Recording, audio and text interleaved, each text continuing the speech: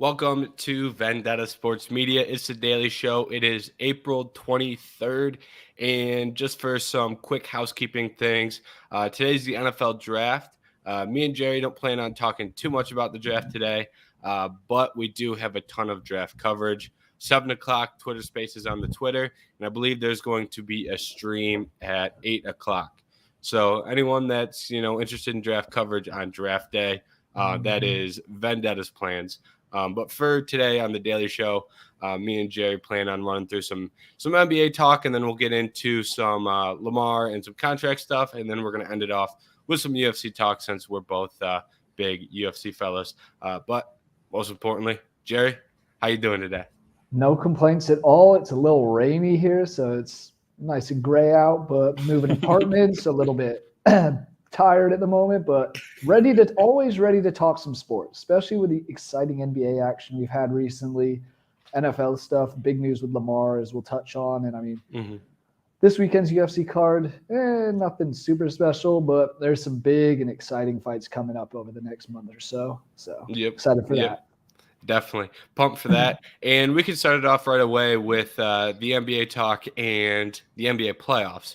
The biggest news out of that, obviously, was that the Heat took out the Bucks and did it in 5 games. So I guess give me your reaction to both last night's game and that series as a whole. Wow.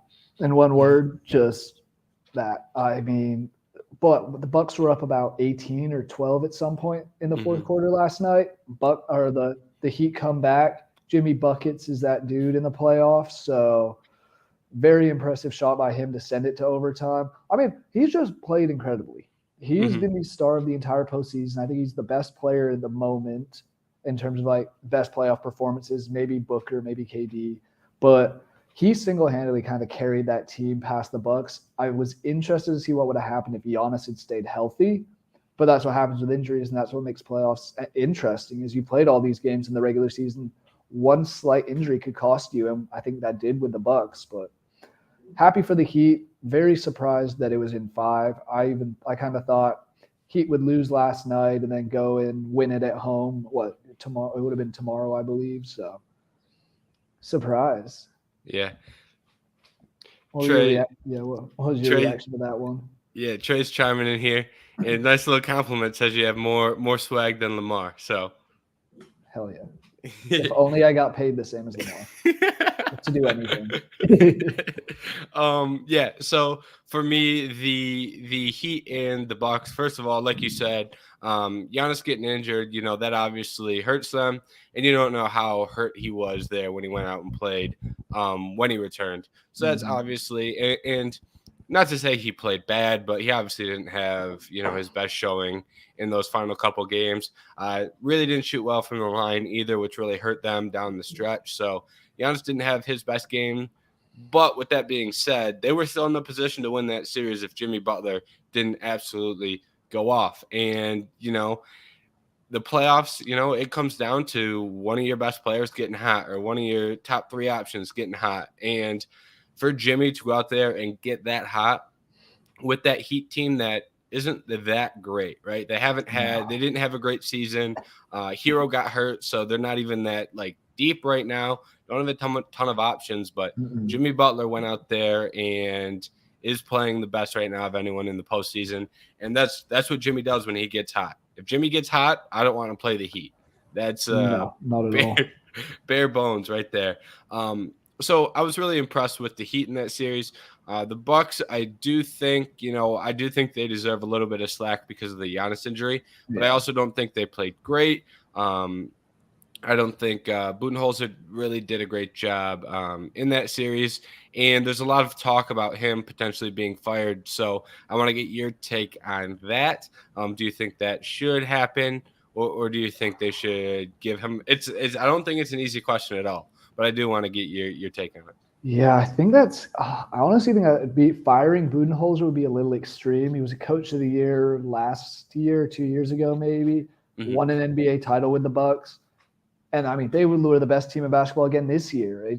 I don't see how they could really fire him. I know they lost in the first round as the 1 seed, but I think a lot of that loss was because Giannis was hurt. I think he's one of the best players in the world at the moment, as I think most people do. And Mm-hmm. without him, it changes your entire game plan. And when you come up against a player like Butler, who is dropping 37.5 points per game in that series, there's not much you can do because I mean they slow down everyone else, and it's just Jimmy kind of going off. And at the end of the day, you got to look at the players who are on the court for him. I know Middleton led the team in points twice in that series. Brooke Lopez did as well, but it wasn't consistent enough from the players. Mm-hmm. And I just don't think Budenholzer really made the adjustments necessary when Giannis went down. I think it was like an oh shit moment where really need to figure this out. And I don't have the time or reason to get to it, but it was, I don't know. I don't think he should be fired, but I could understand why Bucks fans might be upset after having this great of a season and disappointing in the playoffs. But I think at the end of the day, the biggest thing for them in this loss was Giannis being hurt, and I don't think Budenholzer should take too much of the slack for it.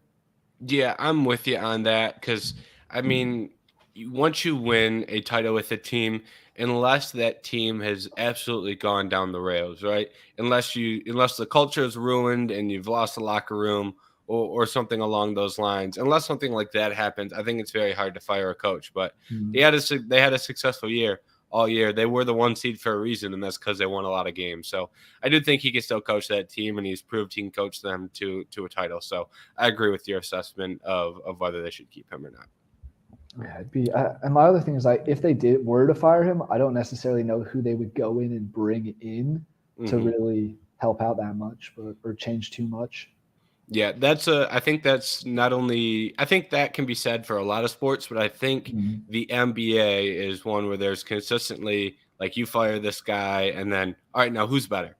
Who can we bring in that's better?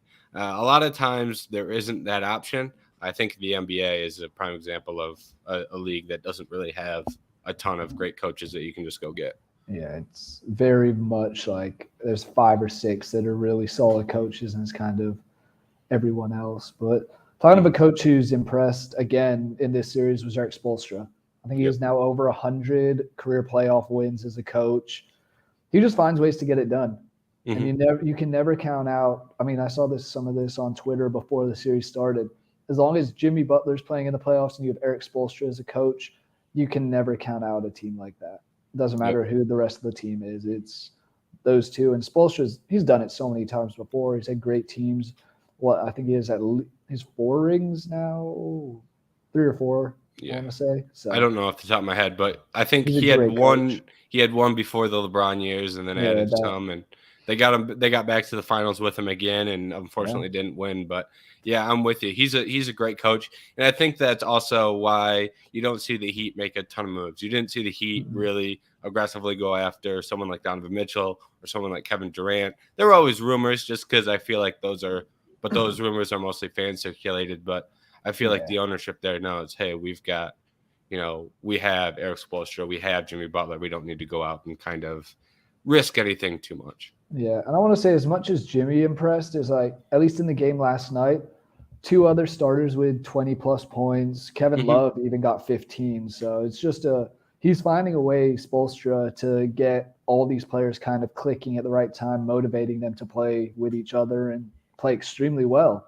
I'm curious on your thoughts of how far do you think this Heat team can go now? Because I believe they play the Knicks in the next round, which we can talk on in a little bit. But how far do you think this Heat team can go? Yeah, I think they can beat the Knicks. I'm not really. I wouldn't predict that, but I do think they can win. Especially if Jimmy Butler keeps playing as well as he is. But I do think the Knicks are also another hot team. So it's not like the Bucks were cold, and now you have 2 hot teams going up against each other. So I do think I don't think they win the next series, but I do think they can.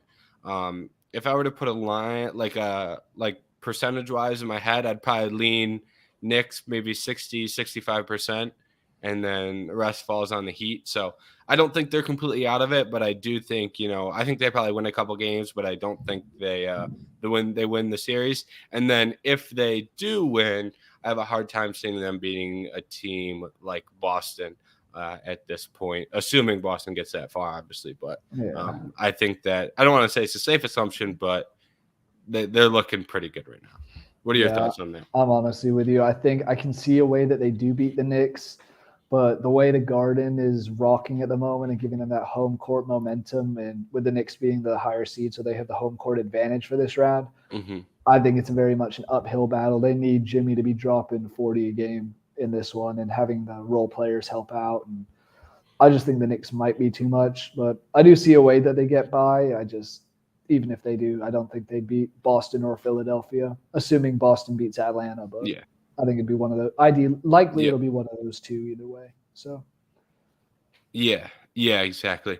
And that should be a pretty good series. I do think that will be an entertaining series, even if the Heat aren't able to, win it. I do think at a minimum we're going to get a lot of good basketball.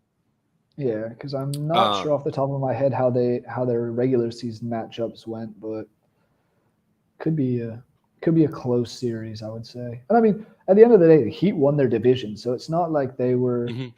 they. It was weird that they had to go in through the play in to get in, but still division winners, and they still had a good enough record, but Yep. Yep. can't knock them. Um, Yeah, and one of the other big games that we had last night was Warriors versus Kings. This was a big game for the Warriors. They're now, I talked to DePena, I think on Monday it was, and me and him both talked about this series, and I think we both said, it's probably going seven. I think each team wins at home. That's not what happened at all. Warriors were able to win one on the road. They're now up 3-2. So what are your thoughts on this series, and what are your thoughts on Game 5? This is an exciting. It's been a fun series, Hmm. but at the end of the day, you can see the playoff experience for the Warriors and the lack of playoff experience for many members of the Kings. I Yep. will say I don't know how much De'Aaron Fox played last night, if he played at all, because I know he had a broken index finger. So I wonder if how much that changed their game plan and everything. But I don't see the Warriors losing game six. I think this one was kind of the decider of who's going to win the series realistically. I just had a feeling that if the Kings won, they would just have the momentum at home and the Warriors would kind of feel that pressure a bit. But other way around now. So Warriors win. Now they go home and it's uh, if we get three straight road teams winning this, it'd be wild. But Yeah. I just don't see it happen going to Game 7 anymore. I think the Warriors will close it out on whenever that next game is, Friday maybe. Yeah, I'm with you. I think they close it out in Game 6. I was picking the Warriors here the whole way, Yeah. and I think that win makes it easier than even I initially thought. And I think a lot of people who were picking the Warriors probably thought, hey, they get it done in 7, but I'm thinking they're getting it done in 6. And I really liked how the Warriors approached the end of that game. One of the things that they were doing a lot is they were having Wiggins and Green and Looney on the court together. Obviously, they can run big. Sometimes they run small. They're bringing in another guard. They were running a big a lot of those times, and they were doing a great job of getting back on D when the Kings were really pushing the pace there near the end of that game. And one of those three, it felt like, was always in the paint, always grabbing a rebound. Whether it was Monk, whether it was Fox, whenever anyone pressured them at all. So I thought that ended up being a very good game plan, and I thought they executed that very well. Obviously, and I thought it was interesting too.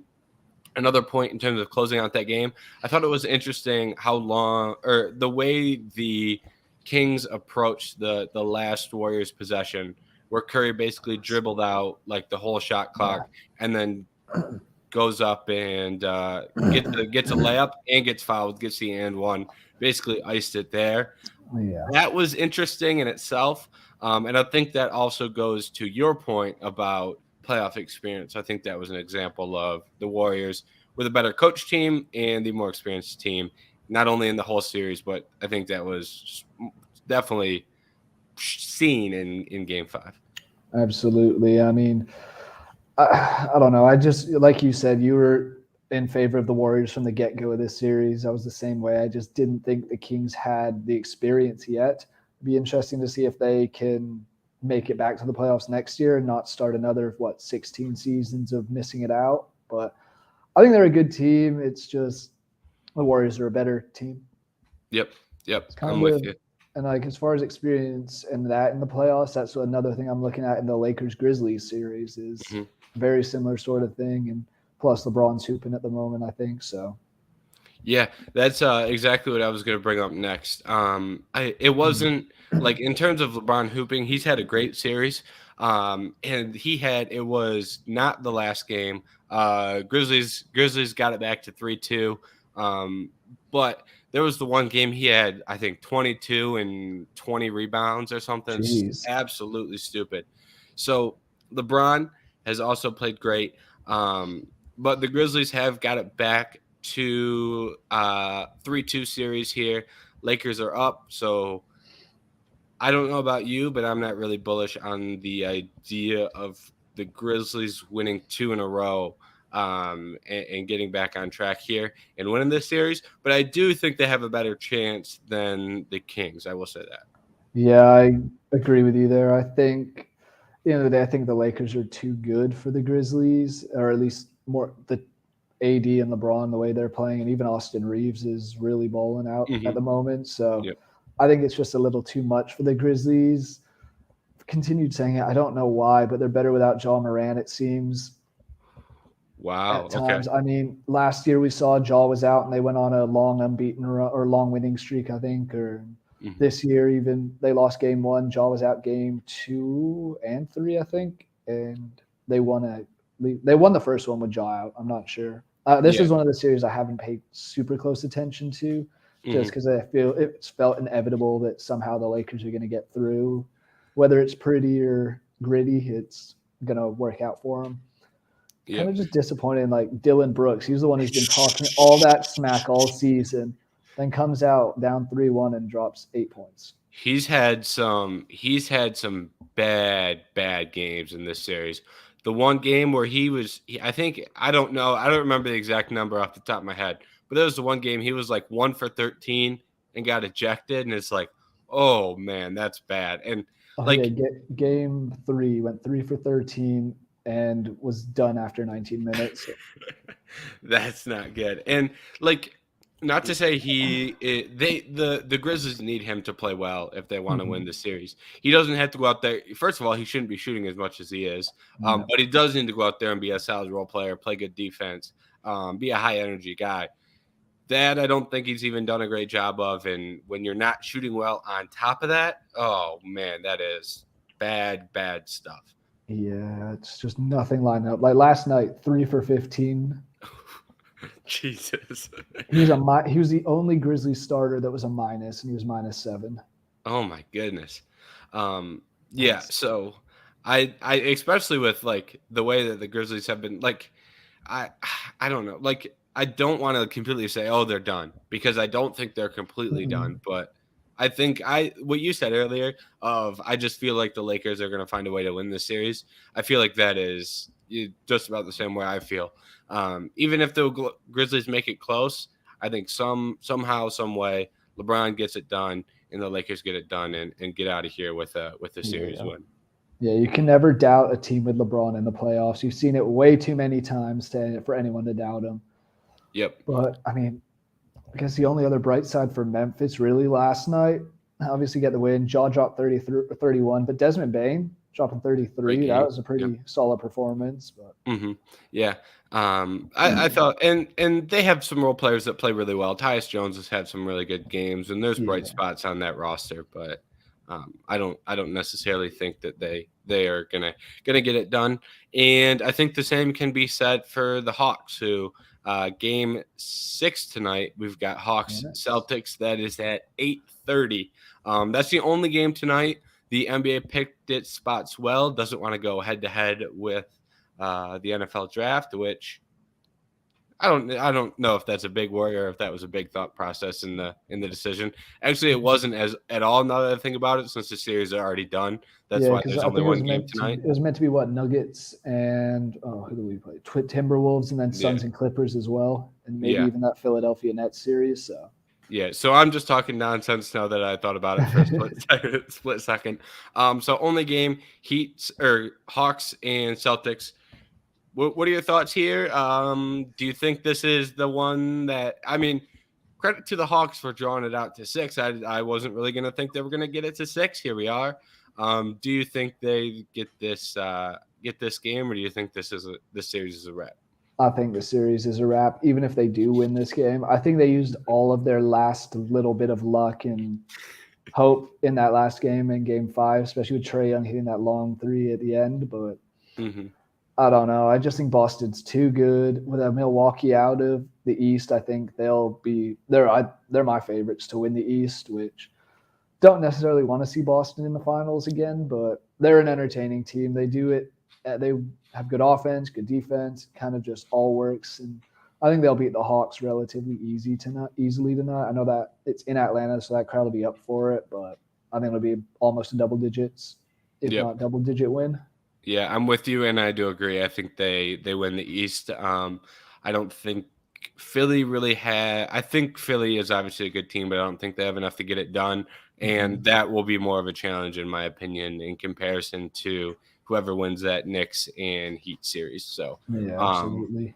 maybe once again, maybe it just kind of feels like the next year after they added Jalen Brunson, and he's been playing so well. But Knicks Celtics, that'd be a great series, just based off location alone, Yeah. and some of that stuff there. But I do think I'm with you. I think the East is all Boston, and I think the West is obviously a lot more wide open. And just about any series that you line up, Celtics versus any team in the West, I think that kind of makes out for a pretty good finals. Yeah, I do too. Because I mean, we have Nuggets and Suns right now, which as a Nuggets fan, I'm very, very excited for that series. Yep. Finally, get to play the Suns with a fully healthy team. No more of that. Oh, Suns in four nonsense. It was Suns versus Jokic and a bunch of scrubs. I was at ASU at the time, so I had to hear it over and over again from Suns fans. So be nice to shut them up. But either way, one of those two teams, they could give the Celtics a nice battle. You would have to think, from at least what we've been saying, we're thinking Warriors Lakers. That'll be a fun series. Either of those teams. I think the Lakers would struggle probably the most of those four, but because we saw the Warriors how they did it against the Celtics last year, and that's another thing just to think about. Jason Tatum was so good for that first part and just disappeared in the finals. So. Yeah, I do think Tatum probably has a better year this year in the finals, and I think Jaylen Brown is probably going to play even better. Not that he played bad last year in the finals, but I think he can probably take another step forward too, to the point where it's going to be. I think it's going to be a great series either way. Yeah, it's just another thing like last year, going back to what we talked about earlier, experience versus inexperience, and kind of showed in that finals between the Warriors and Celtics. Yep. And this year we're going to have a little bit more experience on the side of the Celtics, and depending on who they end up getting matched up with, say it is the Warriors, you are looking at an experienced team, but you are looking at a little bit of an older team. Lakers, LeBron has all the experience in the world, but he's a lot older and filled with a lot of inexperienced pieces. Nuggets, not really championship experience, but playoff experience. So, and Suns, Durant has the experience. Some other guys on that roster have deep playoff experience, so that may not be as big of an issue. But in terms of that, I do think that will make for interesting regardless of what happens here. No, absolutely. It's a lot of exciting basketball left. I'm very excited for the next couple rounds of the NBA playoffs. Yep. Do you have anything that you want to throw in there, or anything that we need to touch on with the NBA playoffs before we switch over to Lamar? As far as the NBA playoffs, we kind of talked about what's happened. We have two matchups confirmed. Is that right? It's Nixon, Cavs, and then Nuggets, Suns. Just want to get your thoughts on those two. Who you think comes out of those series? So I'll take the Knicks there. The Suns and Nuggets, I think, that's going to be a good series. I'll take the Nuggets there. I do think I like the Nuggets. I think they're the best team in the West right now. I think Jokic is one of the best players in the league. I think they've surrounded him with pieces that are playing really, really well right now. Jamal Murray's playing well right now. Yeah. Michael Porter Jr. is playing really well right now. So I do think that they have enough to get it done. With that said, you can never count out Kevin Durant. If Kevin Durant gets hot in a 7-game series, he's tough to beat. And Devin Booker's also playing really well right now. So I think this series is going to be one of the better series that we get this year in the playoffs. And I think it's going to be close. I think we probably get 7 games out of it. And I think the winner probably has a good chance to end up winning the Western Conference, not to look past regardless of who comes out of that other bottom half of that bracket. But I do think the winner of this series probably would be my favorite to win the Western Conference Finals as well. Yeah, I agree with you on that. I think the winner of this series does go to the NBA Finals, winning the West, but I don't think it'll be the Nuggets, and that's part of the pessimist fan in me. But it's also, I just don't know. KD's proven it before that he can do it. Devin Booker steps up on the light shining the brightest. I'm just hoping Jamal Murray keeps playing as well for the Nuggets. Michael Porter. I'd like to see Aaron Gordon step up a little bit more, but he's still had a solid role so far in this playoffs. But just at the end of the day, I think somehow, some way, the Nuggets will shoot themselves in the foot in this series. And my only real hope for this is that the Suns' bench is not very deep. They're not a very deep team and don't have a great bench, where the Nuggets have a decent bench and have some good options off it, but it's going to be kind of there. And can they stop KD? Because I'm assuming it's going to be Michael Porter, maybe Aaron Gordon guarding him, but it's going to be interesting. Interesting matchups all around, because obviously Ayton and Jokic going at each other. Durant and either Aaron Gordon or Michael Porter Jr. And you got Devin Booker is probably going to be guarded by KCP, which he's been superb since the Nuggets got him. I've really liked that pickup, but it's going to be interesting. I do think it'll go 7, and I think the Suns will somehow get it done. Fair enough. I love the favorite team hedge with saying they're going to lose, because you're either right and you hit a home run, or they win and you're happy. So yeah, it's the best hedge in all of sports. Oh, absolutely. Yeah, I'm with you though. With that being a good series and going to 7, I'm pretty excited to see how that goes. And then moving forward to the NFL, we had massive news today. Lamar Jackson going back to Baltimore. Trey's worst nightmare has developed. So Lamar Jackson staying in Baltimore. I don't necessarily think this is a surprise today, right now, when we see the news. I do think we're kind of trending in this direction. And then that Jalen Hurts contract, it seems like, kind of helped push along the Lamar contract, because they're not the same contract by any means. Lamar got a little bit more money, a little bit more guaranteed, but it does kind of feel like, okay, we'll take the Jalen Hurts contract and toss on some more money on top of it, call it good, and we walk out of here, everyone happy. So I'm interested to hear your thoughts on that, but yeah, I'm not necessarily surprised, and I don't necessarily know if it's a great move for Baltimore, because I don't know if they can build a winning roster with Lamar at quarterback based on how much they're paying him, but I do think he probably fits him better in Baltimore than anywhere else. So yeah, I agree, especially that last statement. I think Baltimore's the best fit for him, because Indianapolis was thrown around. I don't think he'd fit in too well there. Yeah. Him and Jonathan Taylor, if Jonathan Taylor is to stay healthy next season, could be very interesting, but it's just I think Baltimore's the best fit for him. This is kind of what I expected. I didn't really expect him to leave. I just thought he'd be not contract. What's the franchise tag? Yeah, franchise tag. I thought he'd be tagged, but wasn't to be. And it'll be interesting to see how he does next season, because correct me if I'm wrong, he didn't have the best season last year, I don't think. But he started off really hot and got injured. And he started to decline a little bit, but he started off really hot and then kind of came back to earth, not necessarily playing bad. And then end of the year got hurt. And then that only brought in more speculation of he should be playing. He's not hurt enough to not play.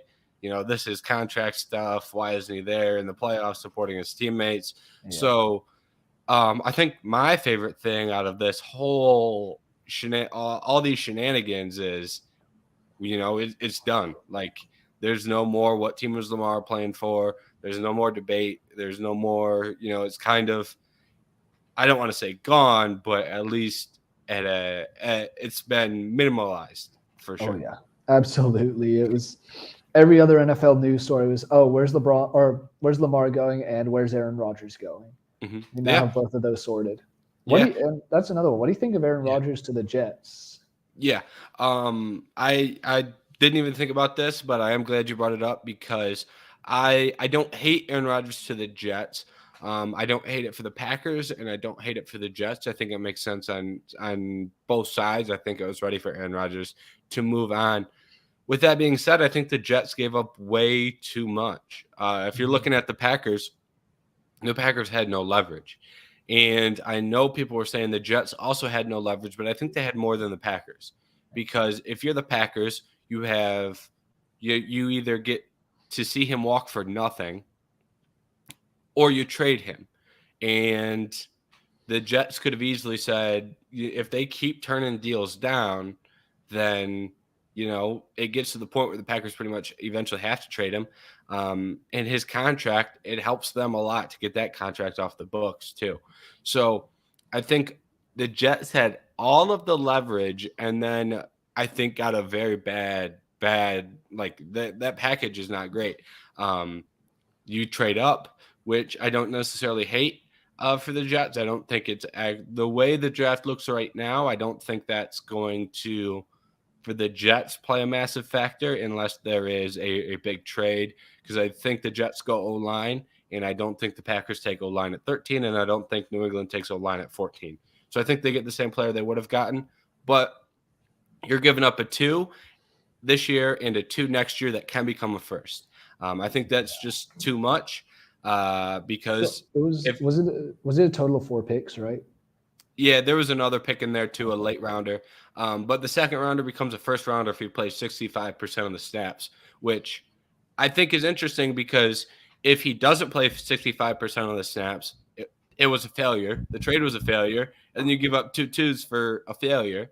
And if he plays, there's nothing saying he doesn't play just 1 year in New York and leaves.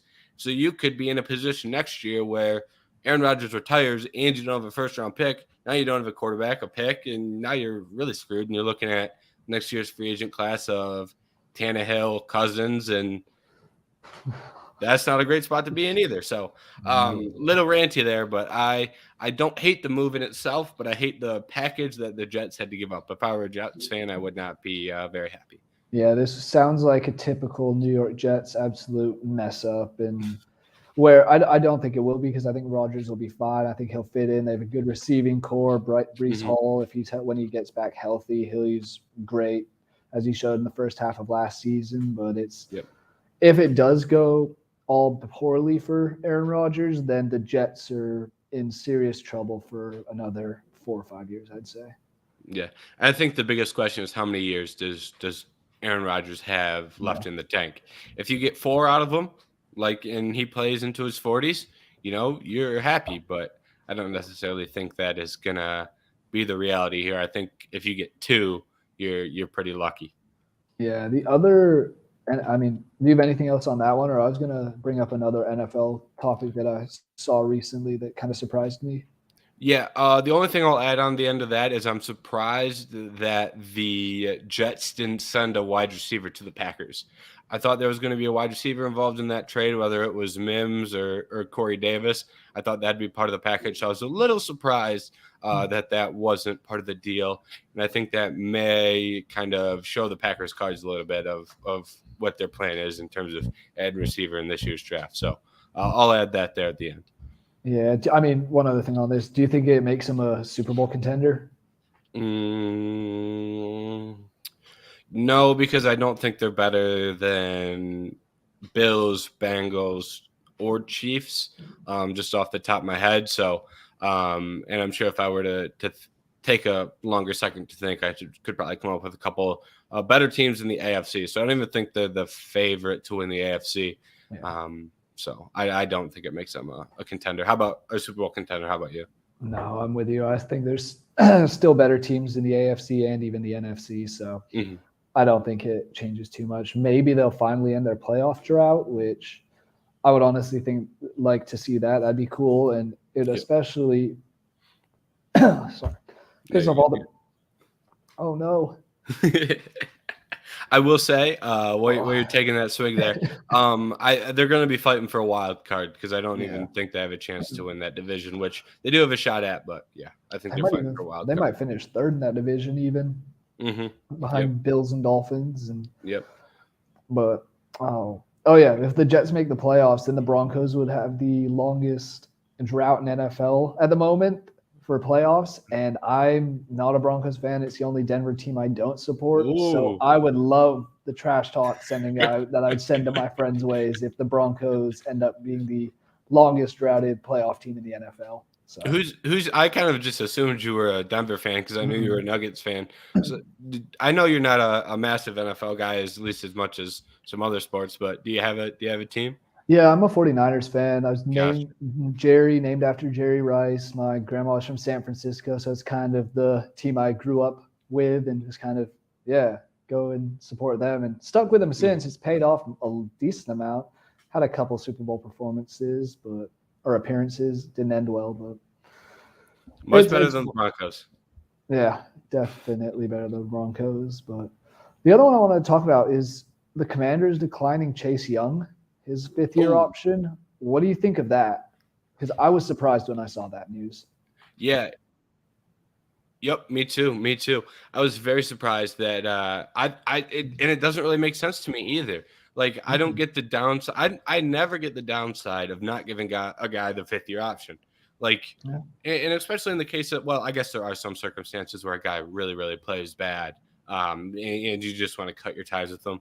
But Chase Young, his biggest problem has been injuries. So now you're putting yourself in a situation where you're in year 4. If he plays 16 games, stays healthy, and you get what you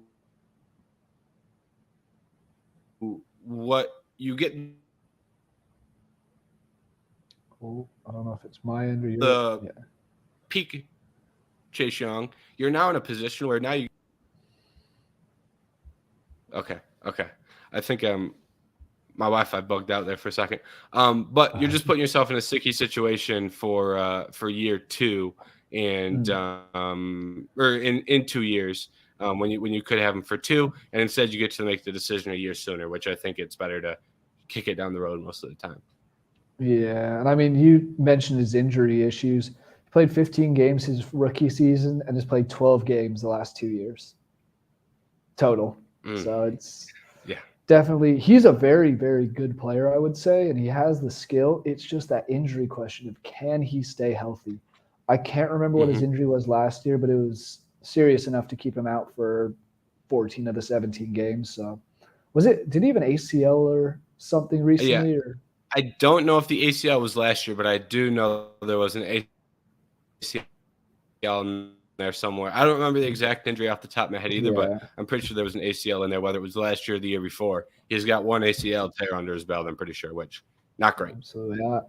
I mean, I think even this continues to have the Commanders as the worst team in the NFC East, but I don't know if Chase Young really would have made a huge difference. I'm going to be interested to see if they decide to try and trade him this offseason or this season, just so they get something for him before his contract's up and he reaches free agency. Because I'm sure there'd be some teams around the deadline that are like, we need especially if he's playing well, we need a defensive end, and we can go and get Chase Young for not cheap, but definitely cheaper than you would expect someone of his possible caliber to be.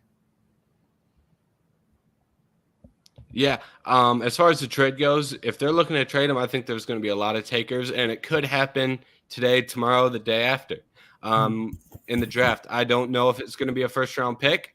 I think actually, it probably won't be a first-round pick just because of all the injury issues. But if you're a team and you don't like this class, if you can swap a 3rd for Chase Young or you can swap a 4th for Chase Young, I'd love it. Speaking for I think the very first team that rings through my mind is the Lions, just because I'm a Lions fan. But a team like the Lions, if you don't go edge rusher in the first round, and you decide, hey, let's try and get Chase Young in here, and put him on the opposite side of Aiden Hutchinson. I think, that's a great move. And I think there's other teams out there that would probably have similar thought processes that could go for the same move. Yeah, there's going to be callers if they're selling. So yeah. And do you have any more NFL things that we should throw out there? I think we got the draft, obviously, but there's no need for us to go too far in depth on the draft, and we've got a Twitter Spaces going on in 20 minutes. So if people are itching for draft content, then they can go and listen to. Yeah. I will just say one thing on the draft that I've seen in the last 24, 48 hours is I don't know if it was a Reddit or what it was, but Will Levis is allegedly going to be going number 1 overall. I don't know if he should be. I don't know if that's true or not. I've just seen reports that there's someone going around saying, oh, he's been telling family and friends Carolina's going to take him at 1. I would not take him at 1 personally, but what do you think? What do you make of those? Do you think it's just people trying to? I'm interested to see where he gets.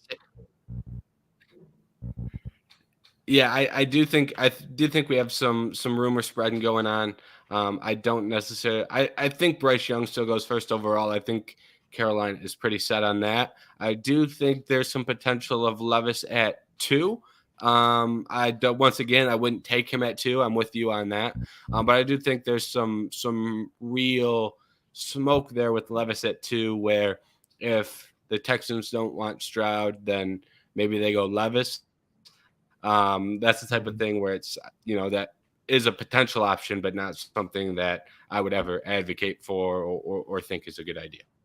Yeah, I'm with you. I think Bryce Young should be the first quarterback drafted, but I'm not really high on any of these quarterbacks in this draft class compared to at least next season. I'm excited for next season's draft class. That'll be interesting to say the least. But no, that's all I have on I the think NFL. next year is going to be really good, but I will just say I do like Young. I agree that he's the top QB. And then moving on from the NFL, getting over to some quick UFC content as we close out the stream here. The first kind of UFC thing that's kind of been bouncing around my mind a lot recently that I just really don't know what's going on, or I shouldn't say I don't know what's going on, but I'm interested in, and I want to get your thoughts on. We have Robert Whittaker fighting Dricus du Plessis for apparently the winner is going to fight for the belt. So I guess the first question that I have off that I want to hear your thoughts on is, what are your thoughts on Dricus du Plessis as a whole?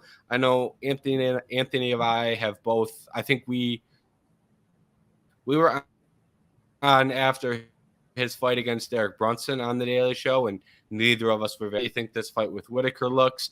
And then kind of once we get that out of the way, we can start talking about the overall title picture at middleweight right now. Yeah, I mean, du Plessis is an interesting one because I want to say he's undefeated still in the UFC, but I don't know how good he is compared to like the Adesanya or Whittaker, because up until Alex Pereira came along, it's been Adesanya, little gap, Whittaker, and then a giant gap in everybody else.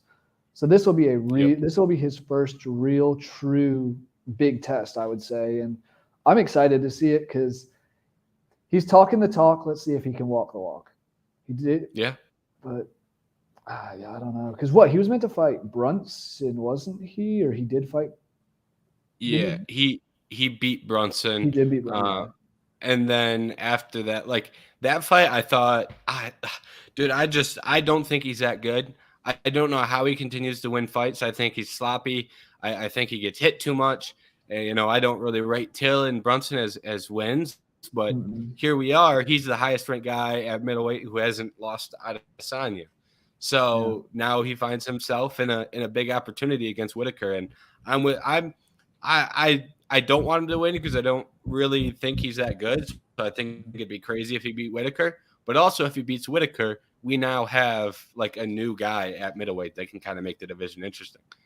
Oh, absolutely. I mean, That's been the issue with middleweight for me is it's just been Adesanya running laps around people, and so it was the Hmm. same with Usman at welterweight for a little bit, but it's changing. The Duplessis, if he can get the win over Whitaker, he deserves, in my opinion, to fight Adesanya for the belt next in that Battle of Africas. He's trying to, or Battle for Africas, Duplessis is trying to make it sound like, but I don't think he gets it done. I think Bobby Knuckles is too good, too experienced, too much power also, and I think he'll finish Duplessis, and then I guess that puts him against Adesanya next, which that'll be the third time they fought, I believe. So it'll be interesting. I mean, otherwise it's Whitaker and Adesanya are still to me the two best middleweights. Pereira, I want to say, isn't he moving up to light heavyweight now, or so?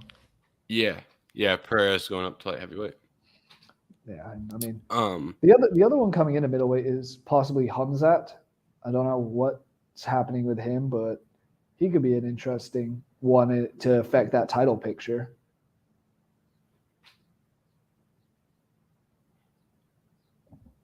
yeah. I've been having I've been bouncing around here with some internet, so my bad on that. I've probably just been sitting All here frozen good. on my half of the screen, so I didn't really hear everything you said. But yeah, Hamza, I think Hamza going to middleweight is gonna be interesting, and I'm really interested to see. I think he probably fights Costa, and that could cause a whole nother wrinkle It really could. in that. Yeah. And then the other thing that I kind of want to get your thoughts on is Jan Blachowicz. He said he wants to move down to 185 to fight Izzy for the title. Do you think that is something that should be considered? Because that is something that I like. If if those guys are going to fight in July, Whitaker and Duplessis, if that fight happens in July, I think you could do an Adesanya and Blachowicz in August, based off the pay-per-view schedule, and let Yeah. Izzy try and get revenge on his only other loss in the UFC. So I think that could possibly cause some life at middleweight while we wait for that fight, that Duplessis fight, and we wait for Hazmat's move up to the division. So I kind of want to get your thoughts on that too. No, I like that. I would enjoy that because otherwise we're not gonna have any Izzy or I guess UFC middleweight title fights until December, maybe even January next year, which that just slows down the division. It'd be and like you said, gives Mm-hmm. him a chance to avenge his other loss because he got revenge for his loss to Pereira, at least in the octagon, and he has a chance to do it against Jan. And I mean, Jan kind of dominated him on the ground in that first fight, but it was the big weight difference. If he cuts down, it's going to be really interesting to me to see how the Polish power translates because he won't be as big and or I mean, he might be as big, but he would have gone through the weight cut, a bigger weight cut than he's done in a long time. So that might take a toll on him. I think if they were to fight at 185, I would give a slight advantage to Izzy just because he is used to fighting at that weight more than anything else. Oh no, he's froze. But Yeah, yeah, and then one last little point to touch on here before we wrap things up is Cejudo and Sterling. We got that fight coming up next week, and this one I think is gonna be a good one. I'm excited for it. I honestly don't know who I'm going to pick yet. I lean Cejudo. I lean Cejudo right now. I do kind of want to get a fight or two of film under my belt before I make that call. But I'm absolutely pumped for this fight. I love this fight, and this is going to I think this is one of the most under the radar fights of the year for me personally. mhm. Just based off how good these two are at grappling. Then you have to go can can Sterling get it to the ground? Cejudo's a great wrestler. What happens if Cejudo keeps it standing? Sterling's a funky striker. So I'm really interested and excited about this fight as well. Yeah, it's going to be a very fun fight because I mean, Cejudo never lost his title. He retired in 2020. Now It's going to be Mhm. almost 3 years to the day of his last fight against Dominic Cruz, his win there. And I mean, that's my one worry about Cejudo is how is he going to do? I know he's been coaching, so he's still staying in great shape and training with some of the better training some of the better fighters. I know who's he had there. Jan, I think, was in Arizona at some point. Obviously, Sugar Sean, I want to say, has been there, and then Wei Lee. So he's training with some very good fighters. But it's so much different being in practice and actually being in the octagon and having someone on the other side trying to chuck you out, smash your face in, do whatever they can. I think if I had to pick though, I would lean slightly towards Sterling just because of that question mark around how Cejudo is going to be performing. And we've seen Sterling kind of have some good wins recently, beating Jan and some tough dudes. Yeah, and the other thing about Cejudo is that I love is his fight IQ.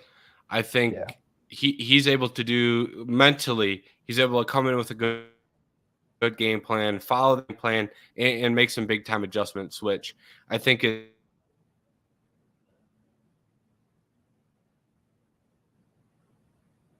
Oh, I was frozen again.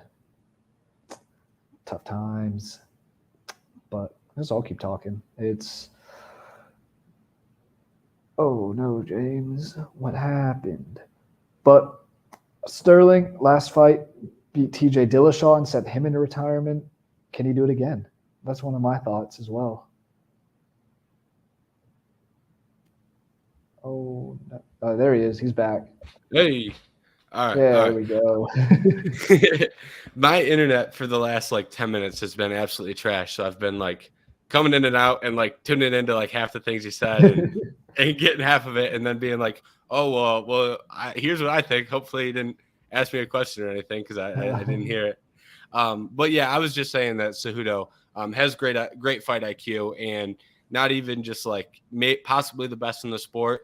And he's absolutely miles ahead of other guys in that Oh regard. yeah, yeah. It's going to be interesting. I'm excited. I'm really excited for this one. I'm also excited for the co-main. They Hmm. got announced on short notice. Gilbert Burns is fighting again already Yep. against Bilal Muhammad, who I don't know. Winner of this could, if it wasn't for Colby being there, I would say the winner of this should get a title shot next. But we'll see Yeah. what happens.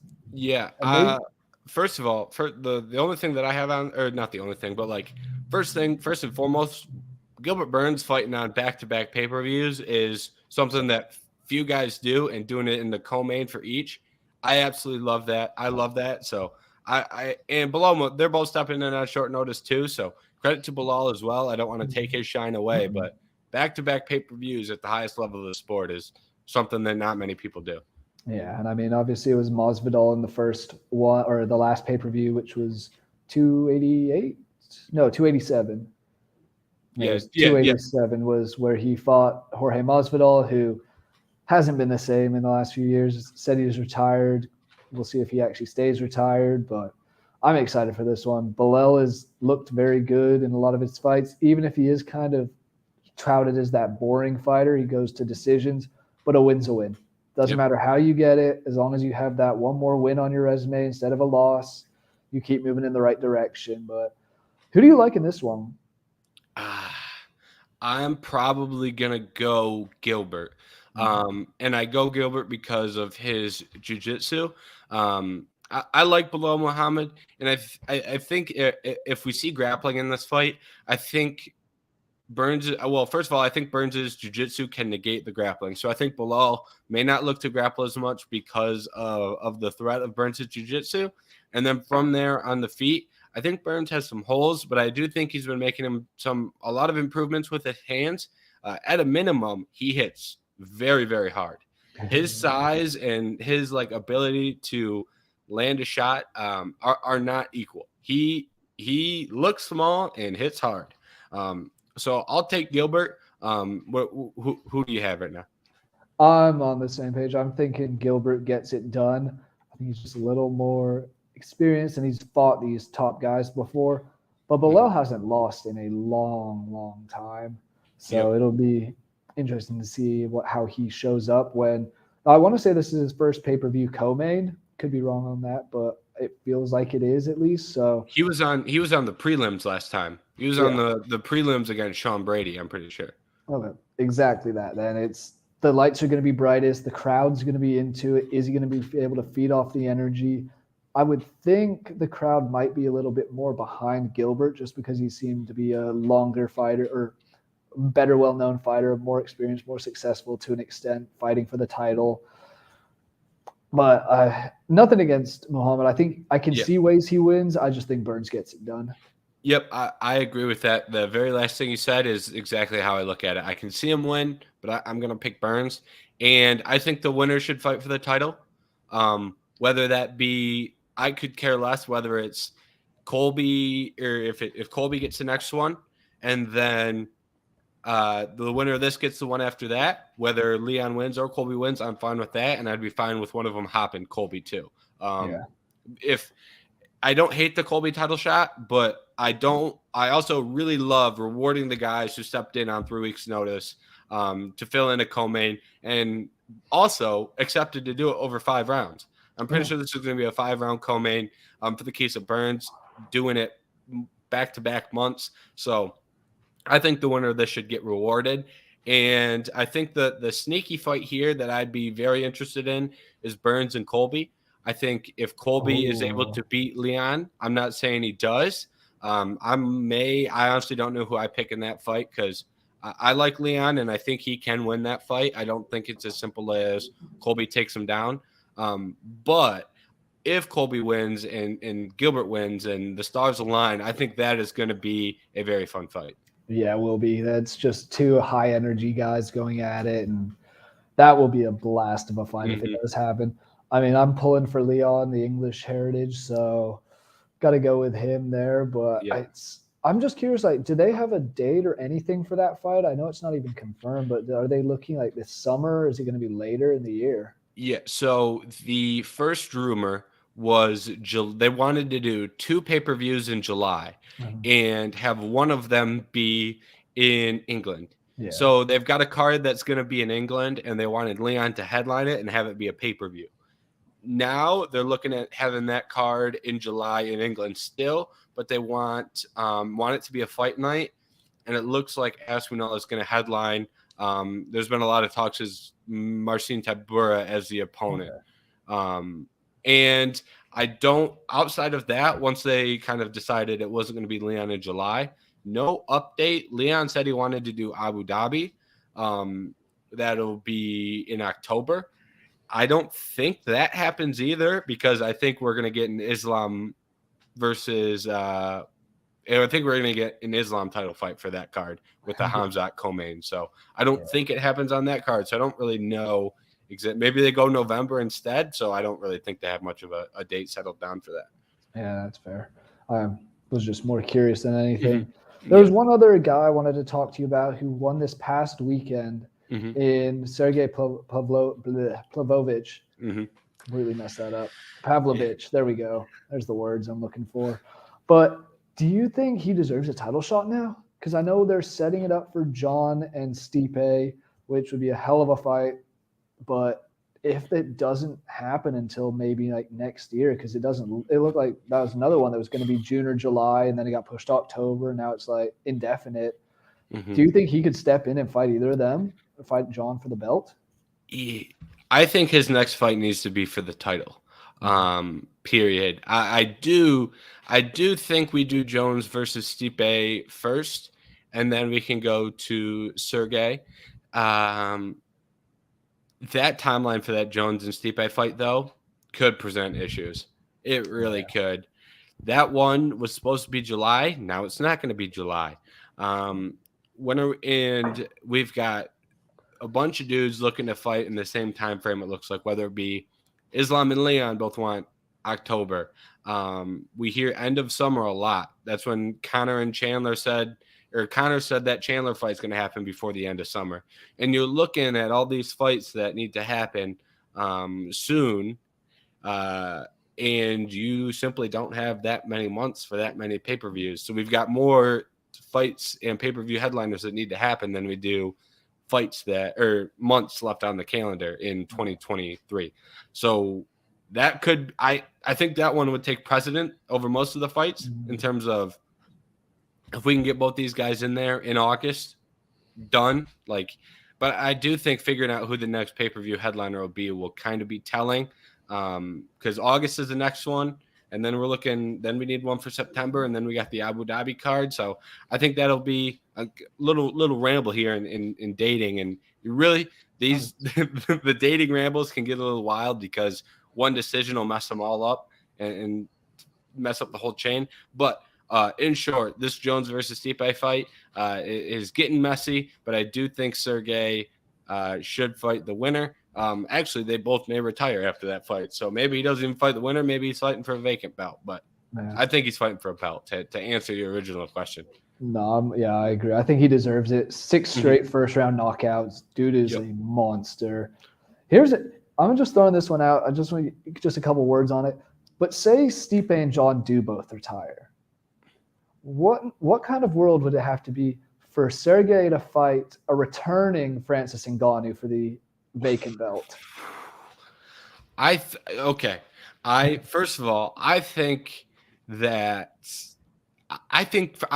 was done for Francis to leave, first of all. But I think the second that Francis decides he's coming back, I think then John Jones is also no longer retired. So I don't think I don't think we get Sergey versus Francis. But if Francis were to return, I think he fights John Jones. If he wins that fight, then I think you're looking at Francis versus Sergey. That would be how I think we get to that one. Yeah, but that is a interesting fight and a very fun one. Oh yeah, 2 big dudes just swinging, trying to knock each other's heads off their shoulders. That's why heavyweight's fun at times. Yep. Yeah. I'm with you. I like it. I hope it happens. I hope Francis comes back to the UFC, but I'm sure he will. I wouldn't be surprised if we see him do some boxing event at some point, and then maybe move back. But who knows?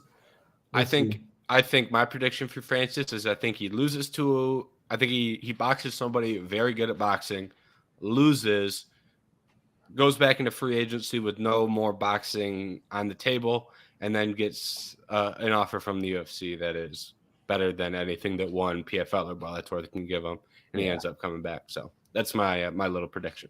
Yep, I like that. That sounds pretty accurate because once he has his boxing fight and he has a loss, he'll realize maybe I'm not made for this. I'll go back to the sport I'm actually very good at.